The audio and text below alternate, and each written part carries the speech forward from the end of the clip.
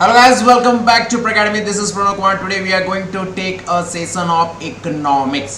तो इकोनॉमिक्स के करेंगे आज full length paper discussion set लेकर के आ चुके हैं। आपका एग्जाम 28 मई को कंडक्ट हो चुका है, लेकिन आज हम कर रहे हैं full to detail paper analysis and discussion आपके साथ। तो जो बच्चे सेशन 21, 22 और 28 मई 2022 को एग्जाम दे चुके हैं, उन बच्चों के लिए आज करेंगे full to paper discussion economics का। तो इकोनॉमिक्स का आपका एग्जाम हो चुका है।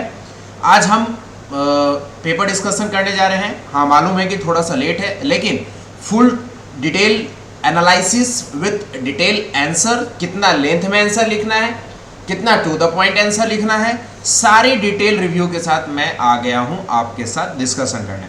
तो प्रैकेडमी में आपका स्वागत है। अगर आप हमारे इस प्रैकेडमी चैनल पर नहीं आप पुराने बच्चे अब हो गए क्योंकि आप एग्जाम दे चुके हो, पास आउट हो चुके हो, तो आप इस वीडियोस को लाइक जरूर कर दें। जो बच्चे पेपर दे करके आए हैं और पेपर सॉल्व करेंगे हमारे साथ या पेपर एनालाइज करेंगे हमारे साथ, वो बच्चे यहाँ पर क्या करेंगे, यहाँ पर हमारे इस वीडियोस को लाइक कर देंगे फटाफट और अपने दोस्तों के बीच में शेयर जरूर कर देंगे।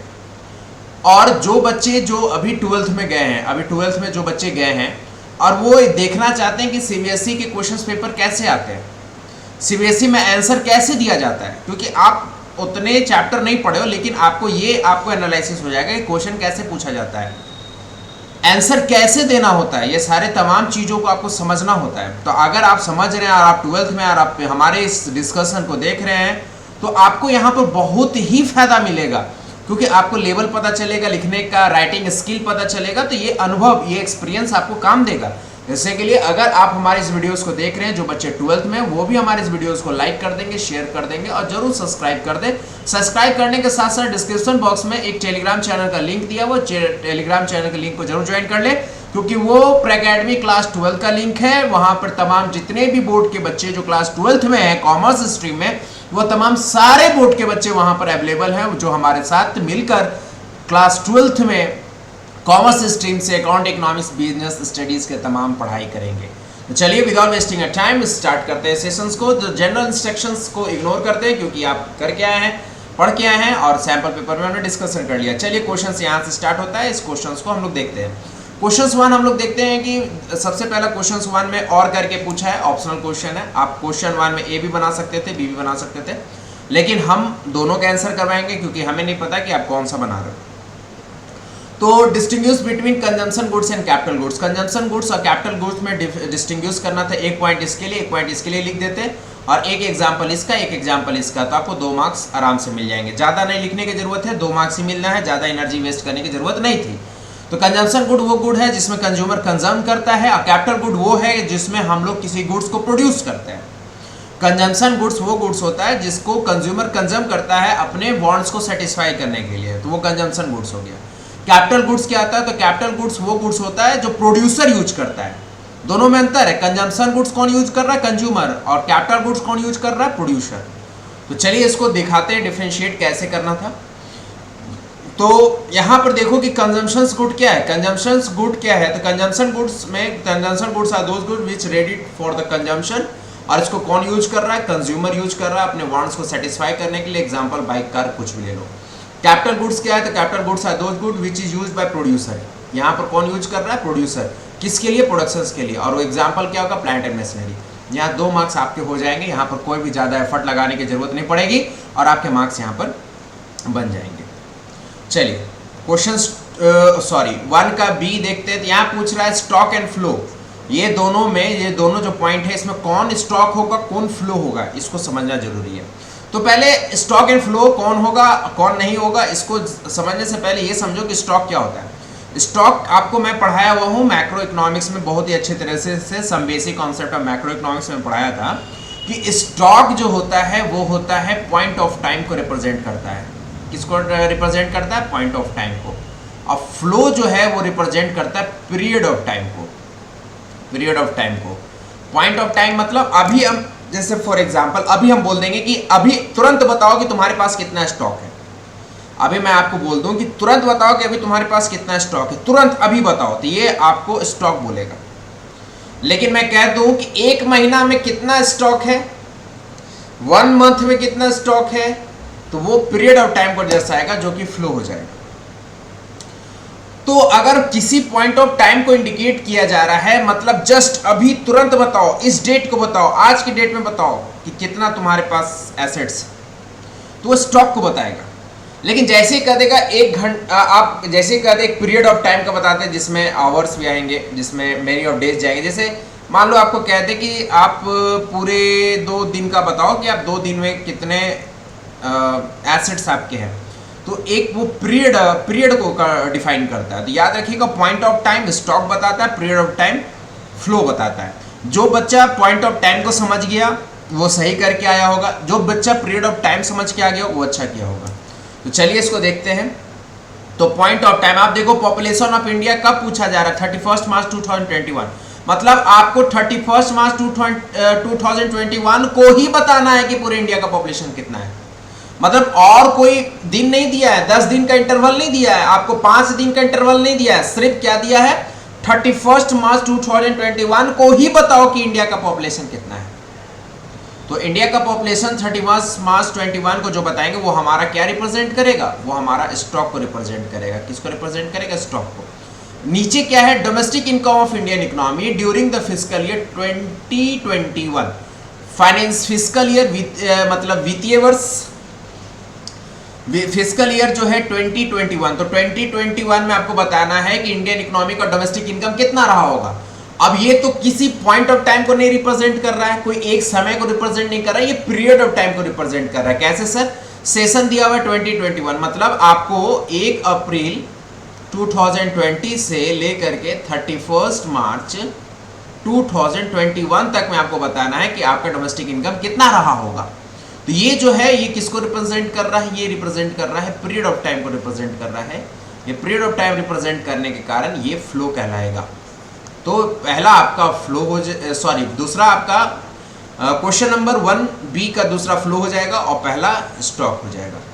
ठीक है। तो पॉपुलेशन ऑफ इंडिया 31 मार्च को ही बताना है, ये पॉइंट ऑफ टाइम को रिप्रेजेंट कर रहा है, इसलिए स्टॉक कहलाएगा।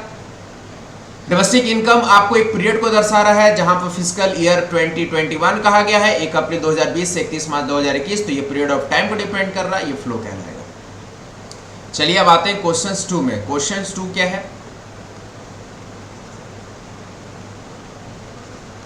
तो क्वेश्चन 2 में बहुत ही मतलब एक तरह से पेपर एनालिसिस में मैं साथ साथ बताता चलूं कि पेपर जो है वो इससे आसान पेपर हो ही नहीं सकता, इससे आसान पेपर नहीं हो सकता। आप कहोगे सर आपके लिए तो आसान है, ऐसा कुछ नहीं है। पेपर अगर थोड़ा सा डिफिकल्टी लेवल है तो हम लोग को भी महसूस होता है कि नहीं है लेवल है, क्योंकि लेवल तो पता चल जाता है। पेपर में कुछ भी दम नहीं है। पेपर जो एक्सपेक्टेड था, जो शुरू से अनुमानित था, शुरू से जो महसूस था कि पेपर कोविड के कारण सेशन टर्म 1 टर्म 2 किया गया। टर्म 2 में बच्चों को बहुत डिस्टर्बेंस हुआ, ऑनलाइन क्लासेस चली, बहुत ज़्यादा डिस्टर्बेंस हुआ। तो इस चीज़ों को ध्यान में रखते हुए सीबीएसई ने बहुत ही सपोर्ट किया है सीबीएसई के बच्चों को, और उन्होंने पेपर बहुत ही लिबरल सेट किया। चाहे वो अकाउंट्स का है, बिजनेस स्टडीज़ का एग्जाम हो गया, उसका ही पेपर रिव्यू किया है, उसको भी देख लीजिए, उसमें भी पेपर आसान आया है। अकाउंट्स भी पेपर एनालिसिस किया, उसके वीडियोस बनाए, वो भी पेपर आसान आया है। अकाउंट थोड़ा कैलकुलेटिव है, लेकिन जितना कैलकुलेटिव पहले आता था उसके रिस्पेक्ट में कुछ भी नहीं है, पेपर इतने आसान है। और जहां तक इकोनॉमिक्स की बात करें तो इकोनॉमिक्स में इतना आसान पेपर हो ही नहीं सकता, ये मैं डेफिनेटली चैलेंज के साथ कह सकता हूँ। इतना आसान पेपर हो नहीं सकता। जो बच्चे क्वेश्चन बैंक अच्छा से कर लिया है, जो बच्चा क्लास अच्छा से किया, उसको 38 प्लस, अब देखो 1-2 मार्क्स तो कट ही जाते हैं कहीं ना कहीं, या बच्चे जो उसके नहीं भी कटते हैं, जो पूरा ईच एंड एवरी पॉइंट में आंसर सही से करके आता तो सीबीएसई उसके नहीं काटते। लेकिन एक एवरेज बच्चों की बात कर रहा हूँ कि 38 प्लस लाना कोई मुश्किल की बात नहीं है। जो बच्चे 35 प्लस स्कोर कर रहे हैं उनके रिजल्ट बेहतरीन माने जाएंगे। 38 प्लस तो बिल्कुल ही आना चाहिए, जितने पेपर आसान है। चलिए क्वेश्चन 2 भी ऑप्शनल है, जिसमें कंजम्पशन से क्वेश्चन है, एक सेविंग से क्वेश्चन है। तो यहां पर क्या पूछ रहा है कि आपका कंजम्पशन फंक्शन दिया हुआ है C = 100 प्लस 0.8 Y इनकम हो गया, जिसमें C कंजम्पशन है, Y इनकम है। आपको एमपीएस बताना है, ठीक है, एमपीएस बताना है और इनकम बताना है। पहला में एमपीएस, दूसरा में इनकम। कंजम्पशन फॉर्मूला फंक्शन का फॉर्मूला क्या होता है? C = C bar plus BY। तो यहाँ पर ऑटोनोमस सी बार को ऑटोनोमस कंजम्पशन कहते हैं, ऑटोनोमस कंजम्पशन जो कि 100 है। और बी जो है इसको कहते हैं मार्जिनल प्रोपेंसिटी टू कंज्यूम। क्या कहते हैं बी को? Marginal propensity to consume. तो यहाँ पर एमपीसी कितना है? 0.8 है, ठीक है। और वाई इनकम है, तो ये पता है आपको एमपीएस निकालना है। तो चलिए देखते हैं एमपीएस कैसे निकलेगा। तो सी इक्वल टू 100 प्लस 0.8 वाई, जिसमें से ये है आपका सी डैश ऑटोनोमस कंज्यूमर 0.08 है, ये आपका एमपीसी है, मार्जिनल प्रोपेंसिटी टू कंज्यूम है। आपको कैलकुलेट करना है एमपीएस और income at break even point पर।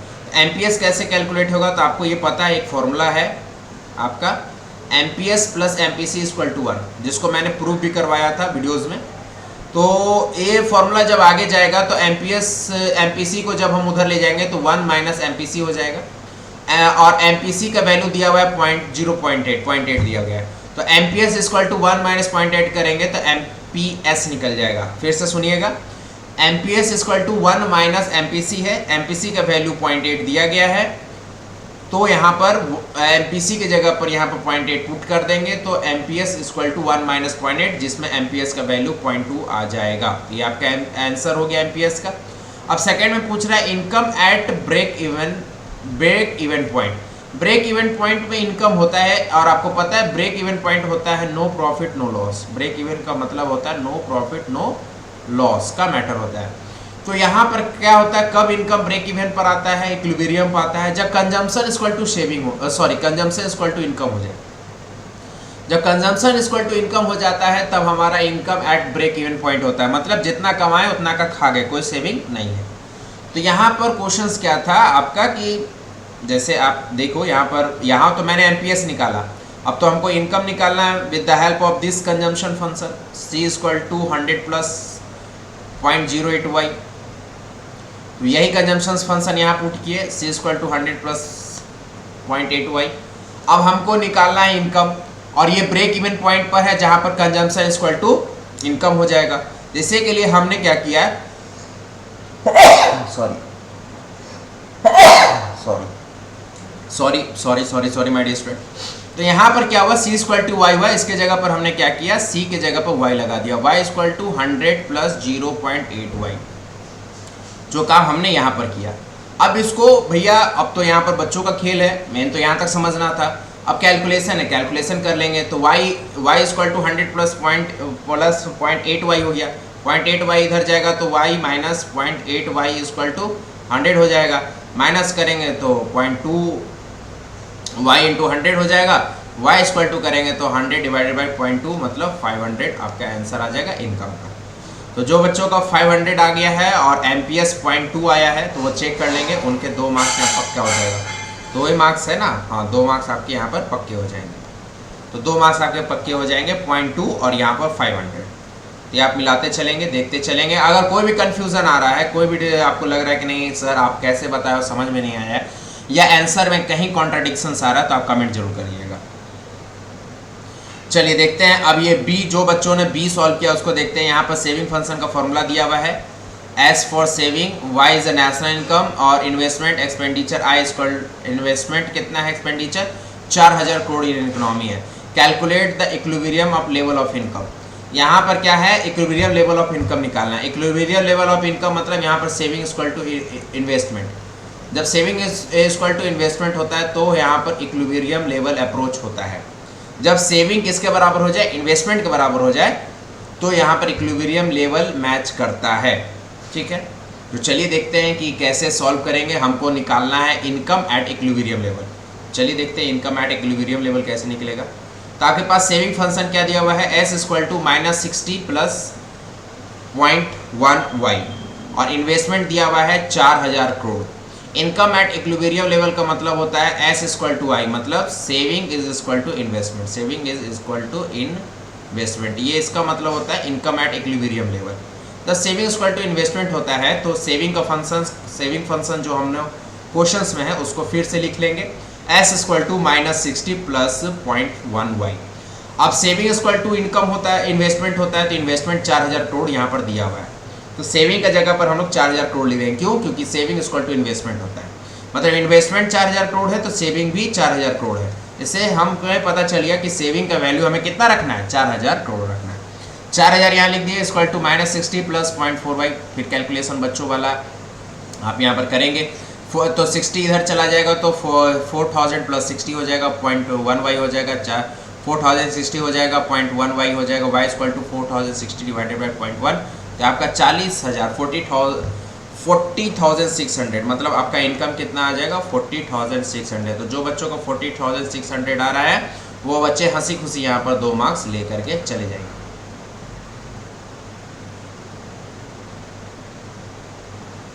चलिए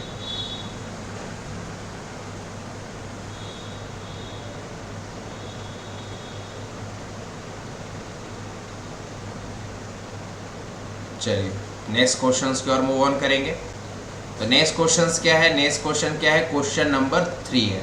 यहाँ पर पूछ रहा है कि ये प्लांट सेविंग अगर ज़्यादा होता है, एक्सीड होता है प्लांट इन्वेस्टमेंट से, तो यहाँ पर हमारा इम्पैक्ट क्या पड़ेगा आउटपुट और एम्प्लॉयमेंट पे।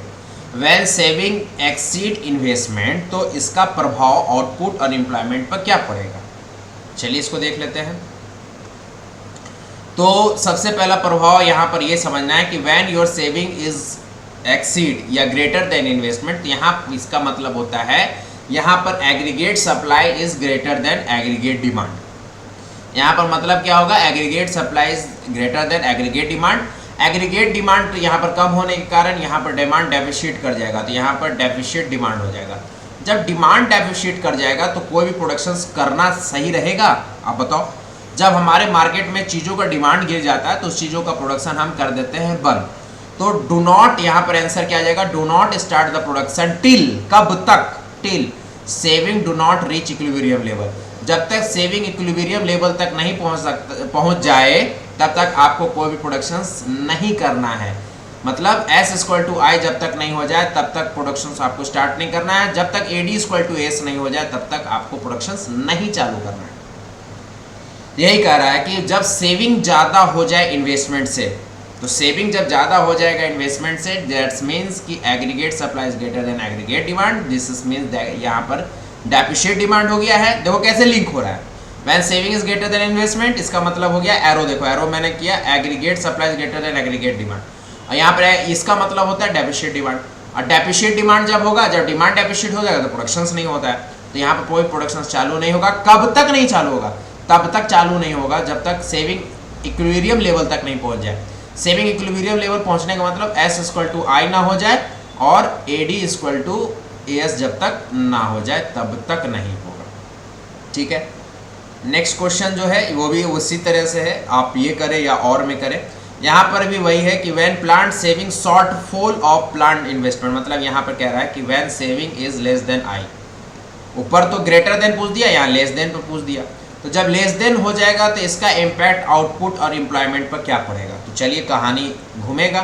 कहानी यहाँ पर क्या घूमेगा कि when saving is less then investment, saving जब लेस देन इन्वेस्टमेंट होगा तो यहाँ पर होगा क्या कि AD is greater than AS, aggregate demand is greater than aggregate supply.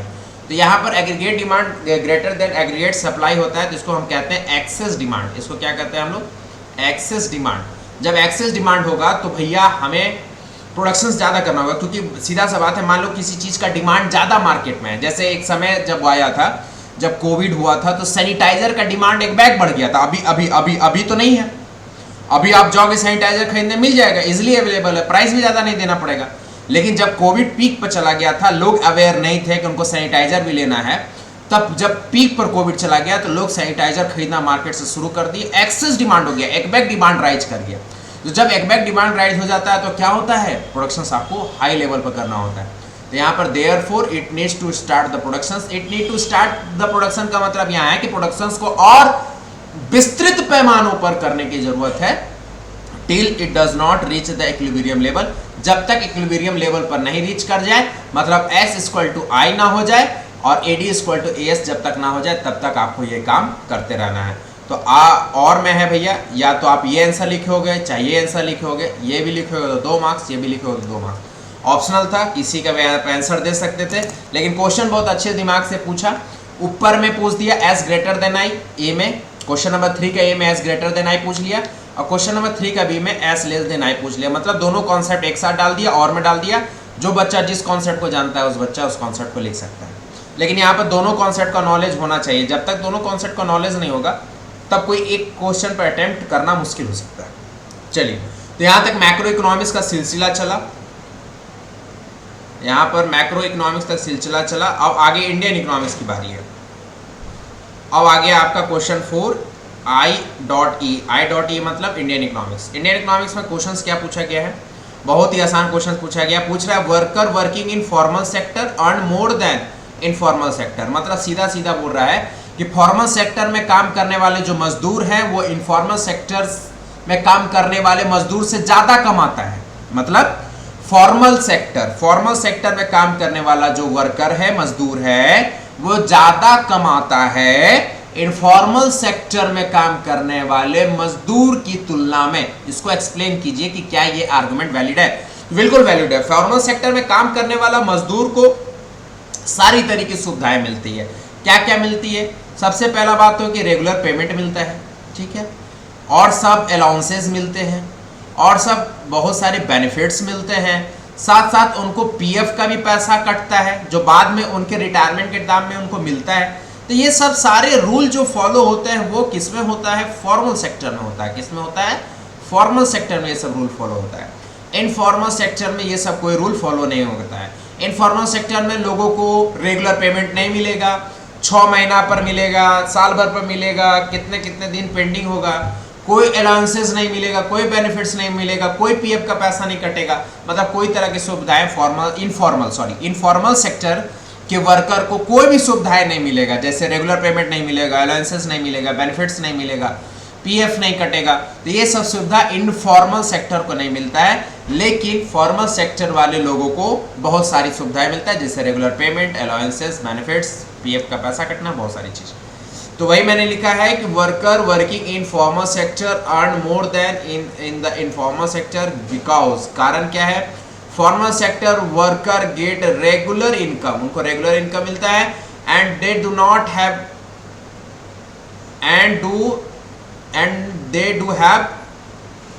Protection benefits, और उनको प्रोटेक्शन बेनिफिट्स मिलता है। प्रोटेक्शन बेनिफिट्स मतलब पीएफ का पैसा कटना। तो पीएफ का पैसा कटने का मतलब क्या हो गया कि जाहिर सी बात है आपको आपके बुढ़ापे में ये पैसा काम आने वाला है, आपके रिटायरमेंट में ये पैसा काम आने वाला है। चलिए, क्वेश्चन नंबर 5 इंडियन इकोनॉमिक्स। तो economic development in India has been accompanied by environmental concern. कैसे आप कह सकते हो कि इन्वायरमेंटल कंसर्न अगर सही रहता है तो इकोनॉमिक डेवलपमेंट होगा? इसको प्रूफ करें।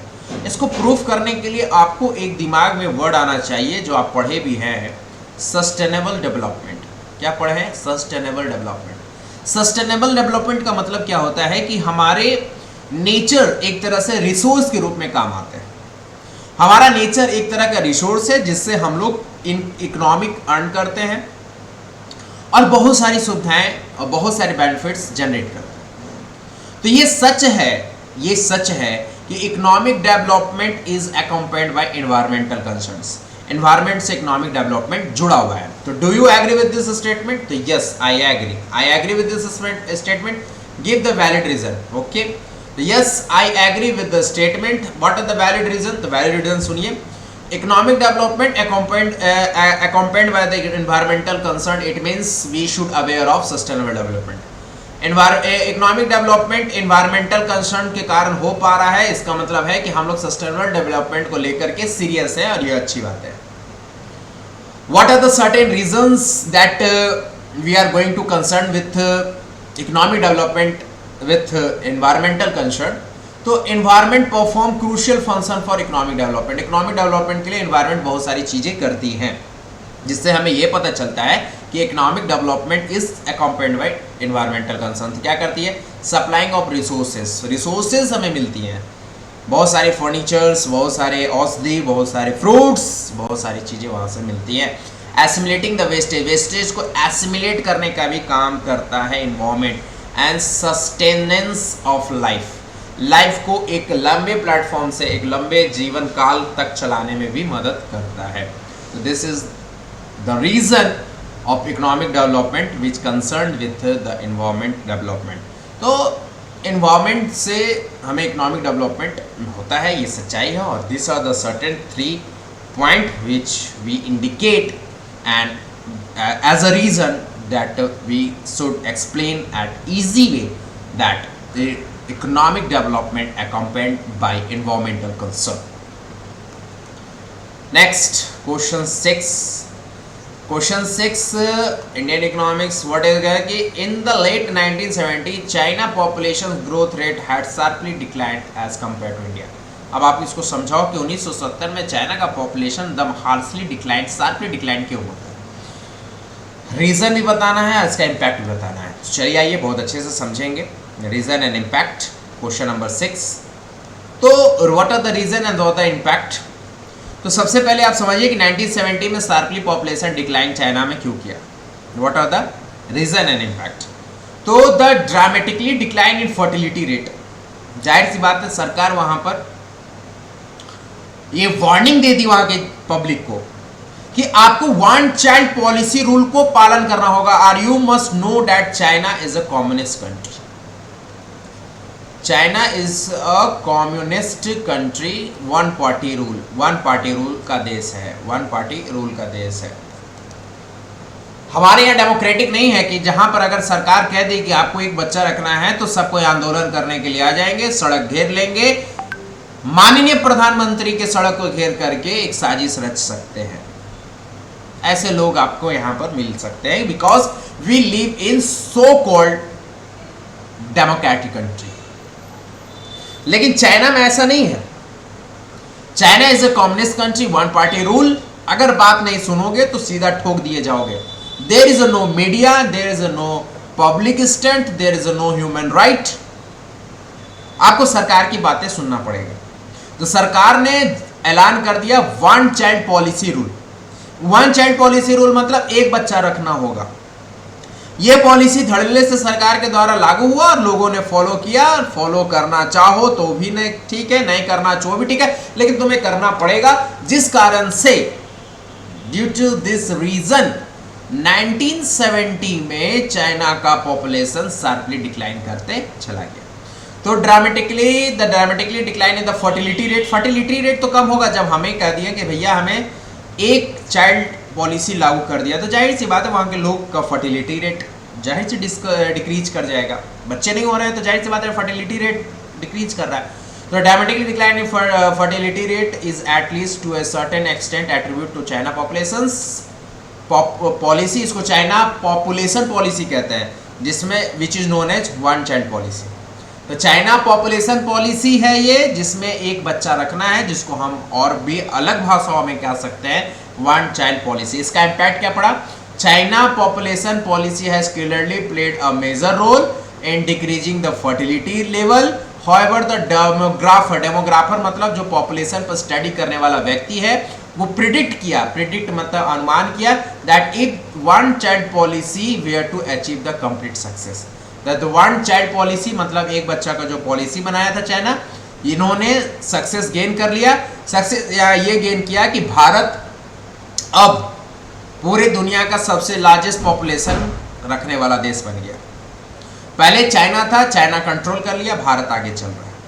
तो यहाँ पर कारण क्या रहा? वन चाइल्ड पॉलिसी रूल या चाइना पॉपुलेशन पॉलिसी रूल। इसके कारण ये चीज़ संभव हो पाया। तो आप बहुत खुशकिस्मत हैं कि आप भारत में हैं। यहाँ आप कुछ भी कर सकते हैं, किसी को भी कुछ बोल सकते हैं। चाइना में इस चीज़ों की इजाज़त नहीं है। क्वेश्चन 7 भी बहुत अच्छा है। डेटा रिलेटेड क्वेश्चन है। Compare and analyse the status wise distributions of workforce. यहाँ पर 1972 to 73, 2011, 12 यहाँ पर स्टेटस वाइज डेटा दिया हुआ है। Status wise self employed, regular salaried and employ, casual wage worker. 1972 to 73 में ये डेटा दिया हुआ है। 2011-12 में ये डेटा दिया हुआ है। तो इस पर करेंगे डिस्कशंस। चलिए आगे थोड़ा सा देख लेते हैं। क्वेश्चन 8 भी इंडियन इकोनॉमिक्स से है। ये है नेबर्स वाला, India development experience India's with their neighbour. तो यहाँ पर बोला कि 2 सिमिलर डेवलपमेंट स्ट्रैटेजी बताओ इंडिया और पाकिस्तान का। मतलब जब इंडिया और पाकिस्तान साथ साथ उभर रहा था, साथ साथ आगे बढ़ रहा था, तब इंडिया और पाकिस्तान ने कौन से दो गुण मिल रहे थे? जब ये दोनों आपस में उभर रहा था, डेवलप कर रहा था। इन दोनों में जो गुण मिल रहा था वो ये है कि India and Pakistan has followed many similar strategies, बहुत सारे सिमिलर स्ट्रैटेजीज इन्होंने फॉलो किया, जिसमें से दो ये हैं कि India and Pakistan both followed economic policy. दोनों 1947 के बाद जब आज़ाद हुआ, जाहिर सी बात है आपको पता है 1947 the divisions of India and Pakistan and they get independence. तो आफ्टर 1947 से India and Pakistan both follow economic policy, जिसमें भारत ने पंचवर्षीय योजना बनाया, 5 ईयर प्लान। तो पाकिस्तान ने भी 5 ईयर प्लान बनाया, पंचवर्षीय योजना बनाया, and they both followed the economic planning policy. और क्या इन्होंने साथ साथ किया? India and Pakistan both adopt mixed economy. आपको पता होना चाहिए कि हमारा भारत जो है मिक्स्ड इकोनॉमी है। 3 तरह की इकोनॉमी होते हैं, कैपिटलिस्ट इकोनॉमी होता है, सोशलिस्ट इकोनॉमी होता है, और एक होता है मिक्स्ड इकोनॉमी। तो भारत और पाकिस्तान ने मिक्स्ड इकोनॉमी को अपनाया, और मिक्स्ड इकोनॉमी का मतलब होता है जहां पर पब्लिक सेक्टर की कंपनी और प्राइवेट सेक्टर की कंपनी दोनों मिल करके बिजनेस करे। तो मिक्स्ड इकोनॉमी को फॉलो किया, जैसे यहाँ पर वेयर द को existence of public and private sector, दोनों का यहाँ पर को एग्जिस्टेंस देखने को आपको मिलता है। ठीक है, चलिए आगे बढ़े। अब आते हैं क्वेश्चन नंबर 9 में, फिर से back to pavilion macro economics. यहाँ पूछ रहा है कि सर्कुलर फ्लो ऑफ इनकम को समझाइए, उसके डिफरेंट फेज को समझाइए। तो यहाँ कुछ नहीं करना था, डिफरेंट फेज को डिफाइन करना था, एक छोटा सा फिगर बना देना था, 3 मार्क्स मिल जाता, कोई बहुत बड़ा चीज नहीं है। चलिए आइए, यहाँ पर सर्कुलर फ्लो ऑफ इनकम है, क्वेश्चन नंबर 9A। तो सर्कुलर फ्लो ऑफ इनकम को आप डिफाइन कर दिए, 3 फेज होता है। फेज 1 होता है जनरेशन ऑफ इनकम, इसको डिफाइन कर देना है। सेकेंड फेज होता है एक्सपेंडिचर और इनकम, इसको डिफाइन कर देना है। और फेज 3 होता है production of goods and services, इसको डिफाइन कर देना है। तीनों फेज को आपको डिफाइन कर दिए, तीनों फेज को डिफाइन कर दिए। तीनों फेज को डिफाइन करने के बाद ये प्यारा सा एक फिगर जो ये आपको इंडिकेट करता है सर्कुलर फ्लो ऑफ इनकम, इसको बना देना है। आपके मार्क्स यहाँ पर आपको मिल जाएंगे, 3 मार्क्स आसान से। अगर बहुत ज़्यादा कष्ट है और ये नहीं चाहते हैं आप करना, और आपको अच्छा लगता है कि और वाले क्वेश्चन में इसको सॉल्व करें, तो ये मेरे समझ से बहुत ही आसान सा क्वेश्चन है, इसमें 3 मार्क्स मिलना तो और आसान है। यहाँ पर क्या बात है, real gross domestic product 300 crore दिया हुआ है, प्राइस इंडेक्स 110 दिया हुआ है, बेस प्राइस 100 दिया हुआ है। आपको निकालना क्या है? आपको नॉमिनल ग्रॉस डोमेस्टिक प्रोडक्ट निकालना है, मतलब आपको निकालना है नॉमिनल जीडीपी। नॉमिनल जीडीपी आपको निकालना है। रियल जीडीपी दिया हुआ है, रियल जीडीपी दिया हुआ है 3000 करोड़, प्राइस इंडेक्स दिया हुआ है 110, बेस ईयर का प्राइस दिया हुआ है 100। आपको नॉमिनल जीडीपी निकालना है, कोई बड़ी बात नहीं है। हम अगर स्टूडेंट रहते तो हम इसी को अटेम्प्ट करते हैं। तो real GDP 300 crore, price index 110, base year price 100। आपको कैलकुलेट करना है नॉमिनल जीडीपी। नॉमिनल जीडीपी का फॉर्मूला होता है real GDP divided by base year into price index. सारा डेटा दिया हुआ है, सारा डेटा को पुट कर दो, 330 करोड़ यह आंसर हो जाएगा। 3 मार्क्स आसानी से मिल जाएगा। सॉरी, ऊपर में तो फिगर वगैरह बनाना पड़ता, थोड़ा फेज 1 फेज 2 फेज 3 को डिफाइन करना पड़ता, लेकिन यहाँ पर कुछ नहीं करना है। Putting the value getting the result, putting the value getting the result वाला मामला यहाँ बनता है। चलिए क्वेश्चन 10 मैक्रो इकोनॉमिक्स, और बहुत ही फुद्दू सा क्वेश्चन। फुद्दू सा क्वेश्चन क्या है कि आपको के निकालना है, इन्वेस्टमेंट मल्टीप्लायर निकालना है, डेल्टा आई दिया हुआ है, डेल्टा आई दिया हुआ है। डेल्टा आई कितना है भैया? Delta I change in investment दिया हुआ है 4000 करोड़, और आपको एमपीसी दिया हुआ है, एमपीसी मतलब B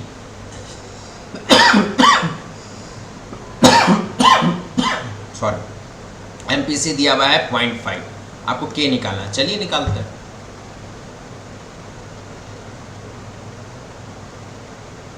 question 10 change in investment दिया हुआ है 4000 करोड़, एमपीसी मतलब बी दिया हुआ आपका 0.5, और के इन्वेस्टमेंट मल्टीप्लायर आपको निकालना है। तो सबसे पहले हम क्या करते हैं, तो सब के और डेल्टा वाई भी आपको निकालना होगा। के निकालने का कोई टेंशन नहीं है, कोई लफड़ा नहीं है। सबसे पहले यहाँ पर आओ, सबसे पहले आपको पता है कि MPS plus MPC equal to 1 होता है, ठीक है।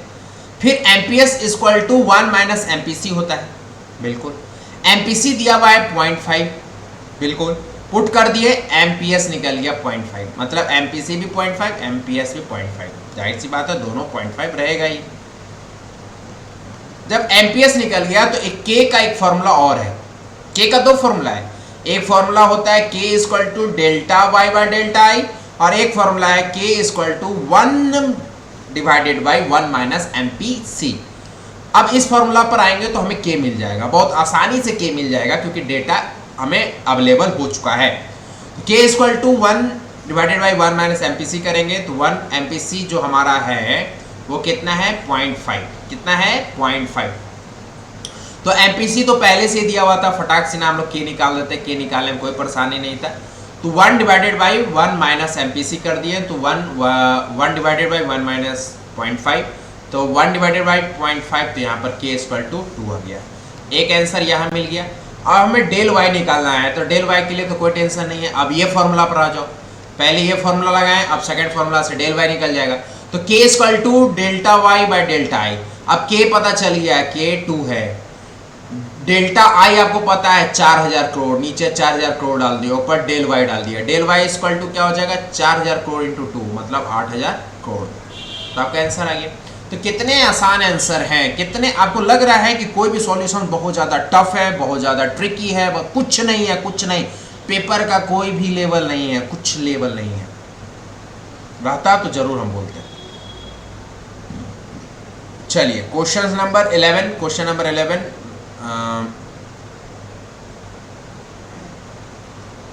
मैक्रो इकोनॉमिक्स, डेफिशिएंट डिमांड समझाइए और गवर्नमेंट का पॉलिसी बताइए कि कैसे इस डेफिशिएंट डिमांड के सिचुएशन को हैंडल किया जा सकता है।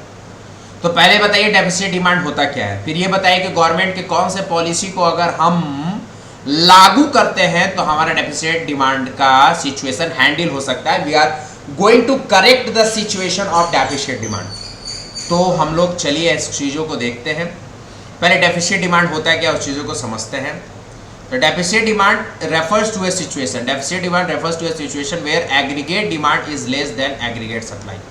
वेयर एग्रीगेट डिमांड, अभी देखे थे, aggregate demand is less than aggregate supply, तो ये होता है हमारा डेफिशिएंट डिमांड, ये होता है हमारा डेफिशिएंट डिमांड, अभी जस्ट देखे थे। Corresponding to full employment level in the government, government कौन से पॉलिसी लागू करेगी जिससे हमारा डेफिशिएंट डिमांड का सिचुएशन ठीक हो जाए, तो इसमें है दो सिचुएशंस, वो है डिक्रीज टैक्स रेट। अब इसको डिफाइन करना होगा, सिर्फ पॉइंट लिखने की जरूरत नहीं है, आपको डिफाइन करना होगा। क्यों क्यों क्यों क्यों? क्योंकि भैया भैया भैया जी 5 मार्क्स के क्वेश्चंस हैं, 5 मार्क्स के क्वेश्चंस हैं, तो 2.5 ऊपर के 2.5 नीचे के आपको मिलने वाले हैं। मार्किंग स्कीम एक बार बताए थे, तो आपको भैया 5 मार्क्स के क्वेश्चंस के आंसर इतने आसानी से नहीं गुजरना है। इससे के लिए आपको, मैंने तो 2 पॉइंट लिखा है, यहाँ पर तो हो सके तो 4 या 5 पॉइंट भी आपको लिखना होता है। जैसे डिक्रीजिंग टैक्स रेट, अगर टैक्स रेट डिक्रीज कीजिएगा तो क्या होगा, प्रोडक्शन ज़्यादा आगे बढ़ेगा, प्रोडक्शन ज़्यादा आगे बढ़ेगा तो हमारे जो डिमांड है वो फुलफिल हो पाएगा। दूसरा, इंक्रीज इन गवर्नमेंट एक्सपेंडिचर, हालांकि डेफिशिएंट डिमांड का ये रीज़न ही है, डेफिशिएंट डिमांड का ये रीज़न ही है, लेकिन मैंने उल्टा करके समझाया है जिससे गवर्नमेंट पॉलिसी डिफाइन हो पाए कि कैसे हम डेफिशिएंट डिमांड के समस्याओं को दूर कर सके, उसको ठीक कर सके। तो 5 पॉइंट आपको यहाँ लिखना है, मैंने 2 ही पॉइंट लिखा है, तो आप 5 पॉइंट यहाँ लिखे, या 4 पॉइंट भी लिखेंगे तो 4 मार्क्स नीचे से मिल जाएगा और डेफिशिएंट डिमांड को समझाने का 1 मार्क्स ऊपर मिल जाएगा, टोटल 5 मार्क्स आपको मिल जाएगा। तो डिक्रीज टैक्स रेट हो गया, और increase in government expenditure, government expenditure increase जब होगा तो जाहिर सी बात है कि आपका डिमांड सर्ज करेगा, सर्ज मतलब आगे बढ़ेगा, तो आपका डिमांड डेफिशिएंट नहीं रहेगा, बढ़ेगा। क्योंकि देखो सीधा सी बात है, गवर्नमेंट खर्च करना स्टार्ट करेगी, एक्सपेंडिचर करना स्टार्ट करेगी, तो जाहिर सी बात है कि फ्लो ऑफ इनकम मार्केट में बढ़ेगा और चीज़ों का डिमांड भी बढ़ने की चांस है। चलिए आप क्वेश्चन नंबर 12 में आ जाते हैं। 12 ए में आपको करना है इनकम मेथड से नेशनल इनकम निकालना है, एक एक्सपेंडिचर मेथड से नेशनल इनकम निकालना है। बहुत ही आसान क्वेश्चन, मैंने ये भी जस्ट कहा था कि न्यूमेरिकल इस बार आएगा। आप अगर हमारी क्लासेस कर रहे थे, आप अगर नहीं भी कर रहे हो तो आप हमारे पुराने वीडियोस देख लो, नेशनल इनकम का, नेशनल इनकम का वीडियो देख लो, जहां पर इनकम मेथड और एक्सपेंडिचर मेथड हम पढ़ाए थे। जहां पर इनकम मेथड मतलब जहां पर हमने पढ़ाया था calculate the method of calculating the method of national income, calculating the method of national income जहां मैंने पढ़ाया था, मैंने स्पष्ट बोल दिया था कि भैया इस बार न्यूमेरिकल आएगा, पक्का आएगा, इस बार नेशनल इनकम से न्यूमेरिकल आएगा। मैंने पहले ही कह दिया था। विश्वास नहीं है तो calculating the method of national income में जाकर के 3 मेथड मैंने पढ़ाया था, value added method, income method, expenditure method. वहां पर जाकर के आप इस चीजों को देख लीजिए, वहां पर मैंने बोला था और ये आया। और बहुत अच्छा खुशी का क्या बात लगा कि पेपर में ये जो इनकम मेथड और एक्सपेंडिचर मेथड से जो क्वेश्चंस आया और आपको मतलब एग्जाम में पूछा गया, ये जो क्वेश्चन पूछा गया ये कितने सिंपल है, इतने सिंपल है, मतलब डेटा सिर्फ रख दिया है। फॉर्मूला अगर आपको याद है, एक बात याद रखना, फॉर्मूला याद होना चाहिए। फॉर्मूला अगर आपको याद है तो फटाक सीना पॉइंट बाय पॉइंट सारा डेटा को बैठाते चल जाओ और आराम से आपको आंसर मिल जाएगा। तो थोड़ा सा आप देख लीजिए इन चीज़ों को। आपको कैलकुलेट करना है नेशनल इनकम, इनकम मेथड और एक्सपेंडिचर मेथड से। तो आप देख लीजिए डेटा को, क्योंकि हम डायरेक्ट आ जाएंगे सॉल्यूशंस में। तो यहाँ पर इनकम मेथड के लिए कौन कौन 3 कंपोनेंट चाहिए वो मैं आपको लिख देता हूँ। इनकम मेथड को देखिए, कंपनसेशन ऑफ एम्प्लॉय, ये इनकम मेथड। फिर आपको चाहिए mix income of self employed, ये भी income method. Operating surplus, income method, बस। और इनकम मेथड निकलता है, इनकम मेथड जब निकलता है तो कैलकुलेशन होता है एनडीपी-एफसी, और एक्सपेंडिचर मेथड जब निकलता है तो कैलकुलेशन होता है जीडीपी-एमपी। ये मैंने आपको बता दिया था जब मैंने पढ़ाया था। अब यहाँ पर हमको नेशनल इनकम निकालना है। नेशनल इनकम कैलकुलेट होता है एनएनपी-एफसी पे। तो अब कन्वर्जन का खेला खेलो, बना लो। तो सबसे पहले आपको इनकम मेथड जब आप निकालिएगा तो वहाँ पर निकलेगा एनडीपी-एफसी। एनडीपी-एफसी निकाल लेगा तो आपको नेशनल इनकम निकालना है, तो नेशनल इनकम को अब कन्वर्ट करना होगा इस फॉर्मूला के अनुसार, तो नेशनल इनकम निकल जाएगा। तो चलिए आपको दिखाते हैं कैसे निकला। तो आपको 12th ए में calculate national income by income method, income method में होता है एनडीपी-एफसी और नेशनल इनकम होता है एनएनपी-एफसी। आपको 3 कंपोनेंट दिया हुआ था, compensation of employ, operating surplus, mixed income of self employed. Compensation 1400, operating surplus 740 और मिक्स्ड इनकम 1000। जब ये किए तो हमारे पास आया 3140। अब हमें निकालना है national income by income method, national income by income method. अब इनकम मेथड से जो हम निकालते हैं वो क्या आता है, एनडीपी-एफसी। इनकम मेथड जो कैलकुलेट करते हैं वो क्या आता है, एनडीपी-एफसी। तो एनडीपी-एफसी होता है। तो यहाँ पर क्या करोगे, नेशनल इनकम को लिखोगे एनएनपी-एफसी इक्वल टू एनडीपी-एफसी जो इनकम मेथड से आया। अब कन्वर्जन का खेला यहाँ होगा, बस। कन्वर्जन क्या होगा, यहाँ पर भी एफसी है, यहाँ पर भी एफसी है, तो कोई चेंज नहीं होगा। यहाँ पर एनपी है, नेशनल प्रोडक्ट है, यहाँ पर डोमेस्टिक प्रोडक्ट है। आपको कन्वर्जन ऑफ जीडीपी भी पढ़ा दी है भैया, आप पढ़ भी लिए होगे। तो कन्वर्जन ऑफ जीडीपी पढ़ा दिया कि कैसे नेशनल प्रोडक्ट से डोमेस्टिक प्रोडक्ट आया जाता है। National product equal to domestic product, domestic product में ऐड करेंगे net factor income from abroad minus net factor income to abroad. ठीक है, तो एनडीपी-एफसी अभी देखो 3140 आया, उसको लिख दिए, plus net income from abroad 40 था डेटा में, लिख दिए। Net factor income to abroad question में नहीं दिया हुआ था, 0 ले लिए। कैलकुलेट किए तो 3180 आंसर आ गया। मतलब national income by income method आपको आंसर कितना आ रहा है, 3180। अब आपको सेकंड कैलकुलेट करना है, calculate national income by expenditure method. Expenditure method से क्या निकलता है, जीडीपी-एमपी। क्या निकलता है, जीडीपी-एमपी।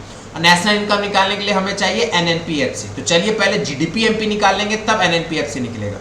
तो एक्सपेंडिचर मेथड का क्या फॉर्मूला होता है, तो government final consumption expenditure plus private final consumption expenditure plus net domestic fixed capital formation plus net export, जोड़ दो। तो government fixed consumption expenditure 1000, private final consumption expenditure 2000, net domestic fixed capital formation 500, net export -60। तो formula answer आ गया 3440, 3440।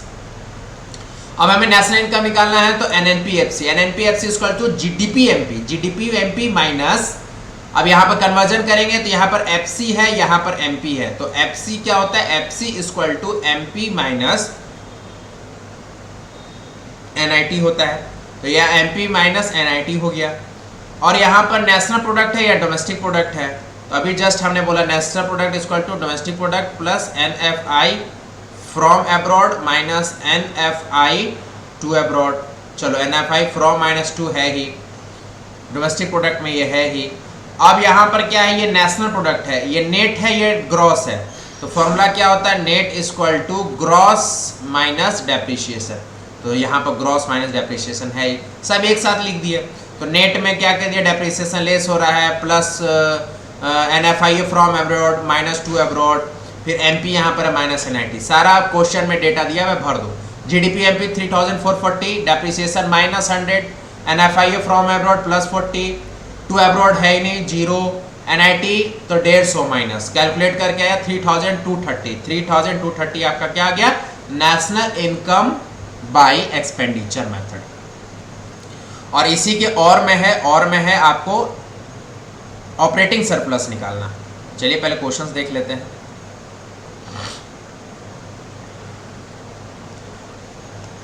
B1 में है और में है आपका कैलकुलेट द ऑपरेटिंग सरप्लस। तो ऑपरेटिंग सरप्लस निकालना है, सिर्फ ऑपरेटिंग सरप्लस निकालना है। मतलब operating surplus is the part of income method. Operating surplus is the part of income method. अरे दो को ही चैप्टर न्यूमेरिकल था, ए डिटर्मिनेशन ऑफ इनकम एम्प्लॉयमेंट और नेशनल इनकम, दोनों से क्वेश्चन पूछ लिया वो न्यूमेरिकल, और मुझे पूरा आशा भी था और पूछ भी लिया। तो ऑपरेटिंग सरप्लस मतलब इनकम मेथड का पोर्शन का बात है, इनकम मेथड की बात है। अब यहाँ पर आपको ऑपरेटिंग सरप्लस निकालना, डेटा सब दिया हुआ है, GDP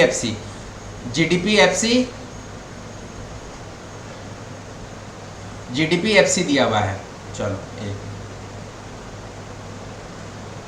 तो सबसे पहला बात मैंने अभी आपको सिखाया कि इनकम मेथड कैलकुलेट किससे होता है, NDPFC से। इनकम मेथड निकालने के लिए चाहिए आपको NDPFC। क्वेश्चन में दिया हुआ है GDPFC, तो पहले इस GDPFC को कन्वर्ट करना होगा NDPFC में, NDPFC में कन्वर्ट करना होगा।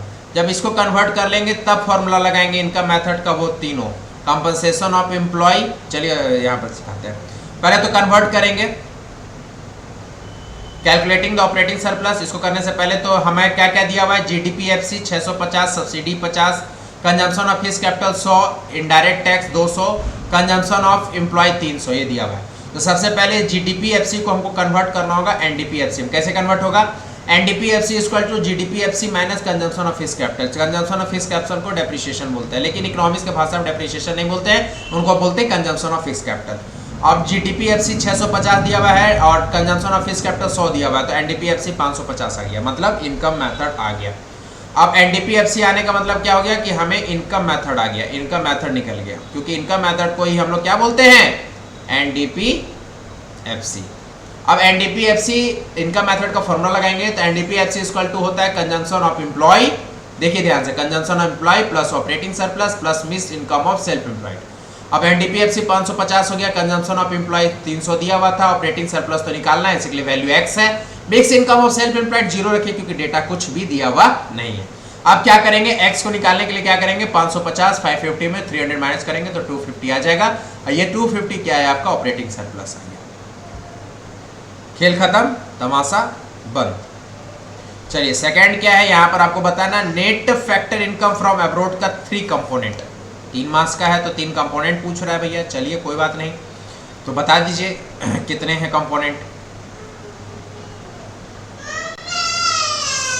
तो 12th B का 3 कंपोनेंट है, 3 component of net factor income, net factor income from abroad, net factor income from abroad का 3 कंपोनेंट।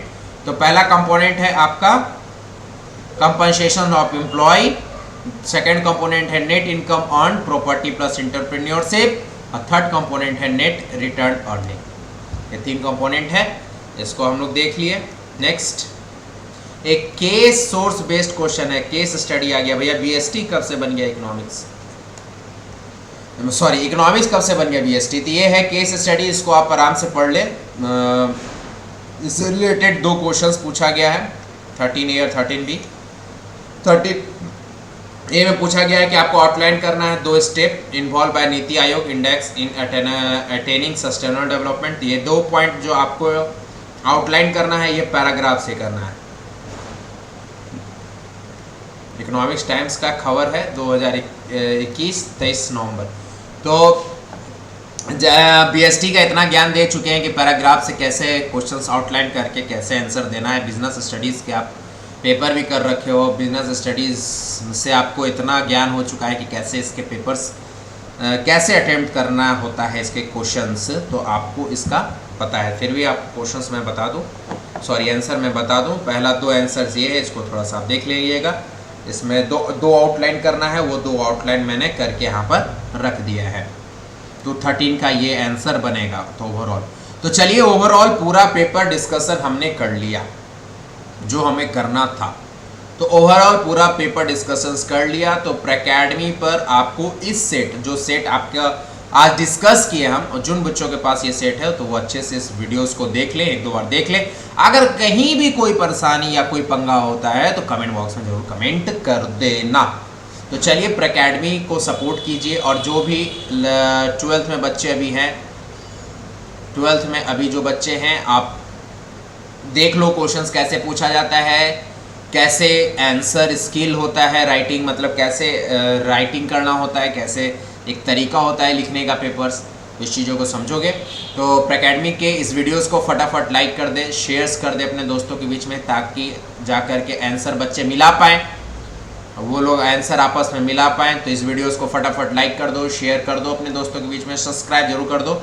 और 12th वाले बच्चे जो अभी सेशंस 2022-2023 में आए हुए हैं, जो 2023 में बोर्ड का एग्ज़ाम देंगे, वो बच्चे क्या करेंगे, डिस्क्रिप्शन बॉक्स में जा कर के Pracademy का लिंक होगा, Pracademy का लिंक होगा, टेलीग्राम लिंक होगा, क्या होगा, टेलीग्राम लिंक होगा। टेलीग्राम लिंक में जा कर के अटैच हो जाओ, क्योंकि वहाँ पर मैं बना रखा हूँ ग्रुप जिसका नाम है Pracademy@class 12। तो वहाँ 12th के सारे बच्चे वहाँ अवेलेबल हैं। CBSE, Bihar board, ICSE board, JAC board, West Bengal board, UP board, सारे बच्चे वहाँ पर फटाफट ऐड हो रहे हैं। तो आप भी जाकर ऐड हो जाओ। और ग्रुप वहाँ बना चुके हैं, वहीं पर करेंगे डिस्कशन, वहीं पर करेंगे PDF शेयर, वहीं पर करेंगे तमाम वीडियोस और एक्स्ट्रा ज्ञान, extra knowledge, extra video, extra चीज़ें आपके साथ हम शेयर करेंगे उस ग्रुप में। तो till then thank you so much for watching this video. Paper analysis detail review है, इसको जरूर अच्छे से देखिए, अपने दोस्तों के बीच में सर्कुलेट करिए। और अगर आप हमारे चैनल से कुछ भी बेनिफिट्स प्राप्त कर रहे हैं, अचीव कर रहे हैं, देख रहे हैं, तो कृपया हमारे इस Pracademy को जरूर जरूर जरूर सब्सक्राइब कर दें। तो bye bye, tata, love you, take care. अपना और अपने परिवार का ध्यान रखें। और अपने जूनियर, अगर मान लो आप पास कर चुके हो, तो आपके जो जूनियर हैं, क्लास 12th में जो बच्चे हैं, उनको जरूर हमारे इस चैनल Pracademy का सजेशंस कीजिए। और जो बच्चे 12th क्लास में हैं और वो इस वीडियोस को देख रहे हैं, वो जल्द से जल्द Pracademy क्लास 12 के टेलीग्राम लिंक पर ऐड हो जाए और सब्सक्राइब जरूर कर दे। तो बाय बाय, टाटा, मिलते हैं इस वीडियो में। धूम मचाते रहो, पढ़ते रहो, मुस्कुराते रहो और देखते रहो Pracademy।